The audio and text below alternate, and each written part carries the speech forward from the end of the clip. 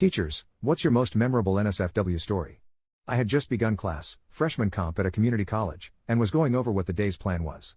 A student walked in a few minutes late, sat down, and pulled out his computer. Upon opening the computer, very loud moaning sounds of adult films emanated into the room for approximately 3 seconds. Once he got it to stop, he shakily said, "I'm sorry." I stood at the podium and said and a couple of times and then, "Give me just a minute, guys." I sat and stood there looking down at the podium, trying to collect my thoughts as calmly as humanly possible, so I could continue class as if nothing had happened.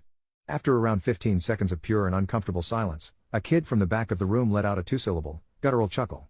I lowered my head to behind the podium with my hand still clasping onto it above my head as I bent over and lost my crap. I laughed hysterically and uncontrollably for at least 30 to 45 seconds, emulating Stewie's ridiculous laugh from that episode of Family Guy but with far more wheezing and high-pitched squealing. The entire class started laughing with me as soon as I started. After I finally collected myself, I apologized to everyone and said I was sorry, and that I had tried so hard to remain composed. Later, when telling this story to other faculty, they agreed that there's no time in pedagogy classes devoted to the appropriate reaction to adult films noises being played during class and that I did the best with what I could by not calling the kid out. I didn't make eye contact with him once, or kicking him out of class for something embarrassing enough as it was. Side note, the kid stayed for the entire class. I was impressed.